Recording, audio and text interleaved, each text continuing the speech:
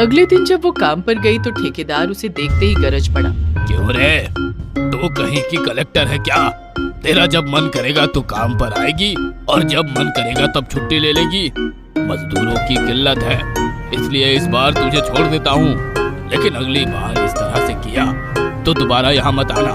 ना जाने कहाँ कहाँ से आ जाते हैं ये गंवार लोग। इनको काम भी दो और इनके नखरे भी झेलो। ठेकेदार की बात सरला को चुभ गई। दे दो जितने ताने देने हैं, लेकिन आज मैंने भी फैसला कर लिया है।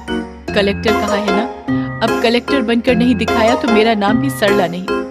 ठेकेदार की कही एक बात ने जैसे सरला के जीवन की दिशा ही बदल दी। उसने अपना सिर्फ खुद पढ़ने का फैसला किया, बल्कि अपनी बहनों को भी पढ़ाने का फैसला किया। अगले दिन वो आरती, अनीता और गुंजन को लेकर शहर के सरकारी स्कूल में गई। लो, यहाँ साइन कर दो। आता है ना साइन करना? क्यों नहीं, मैं अपने गांव में 5वीं कक्षा तक पढ़ी हूँ। तो सिर्फ अपनी बहनों का ही दाखिल क्यों करवा रही हो? तुम्हारी भी तो अभी पढ़ने की उम्र है। पढ़ना तो मैं भी चाहती हूँ सर, और मैंने अपने लिए किताबें भी खरीद ली हैं, मगर अपनी बहनों की जरूरत के लिए मुझे काम भी करना है ना। माता पिता के बाद इनकी सारी जिम्मेदारी तो अब मेरे ऊपर है, लेकिन मैं पढ़ाई जरूर करूंगी सर। हो सकता है थोड़ा समय लगे। प्रिंसिपल सरला की लगन और उसकी बातों से बहुत प्रभावित हुए। उन्होंने कहा, देखो बेटी, सरकार ने तुम जैसे कामकाज बच्चियों के लिए रात के स्कूल शुरू किए हैं। इस स्कूल में रात को क्लास लगती है, तुम चाहो तो रात को यहाँ आ सकती हो। प्रिंसिपल सर की बात में सरला को आशा की एक किरण दिखाई दी। जी सर, मैं जरूर आऊंगी। इस तरह सरला और उसकी बहनों की पढ़ाई फिर से शुरू हुई। शुरू में सरला को दिन भर थकने के बाद रात को विद्यालय जाने में बहुत दिक्कत आती थी, मगर उसने उम्मीद का दामन नहीं छोड़ा।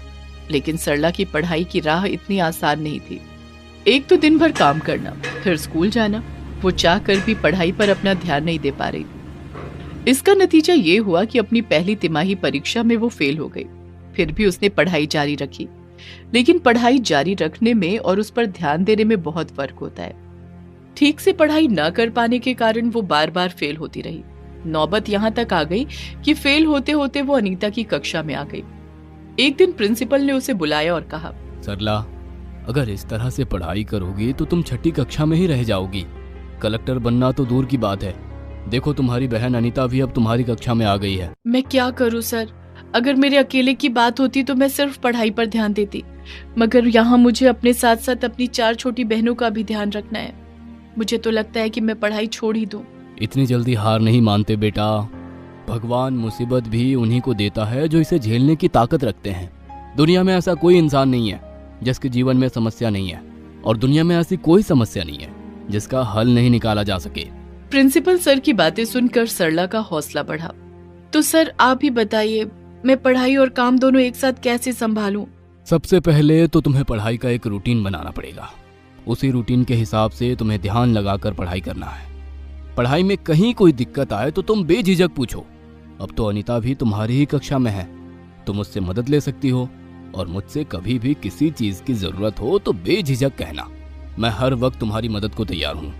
पढ़ाई से हार मानकर सरला ने प्रिंसिपल सर की बात मानकर एक बार फिर से जी जान से पढ़ाई में लग गई। वो पहले सुबह उठकर 2 घंटे पढ़ती, फिर काम पर चली जाती। काम से लौटने के बाद 1 घंटे घर पर आराम करने के बाद वो फिर अपने स्कूल जाती थी। इस तरह रूटीन बनाकर पढ़ने से उसे काम, पढ़ाई और आराम करने का पूरा समय मिल जाता था। धीरे धीरे उसे इसमें मजा आने लगा। इस तरह उसने रात के स्कूल से ही 12वीं तक की पढ़ाई पूरी कर ली।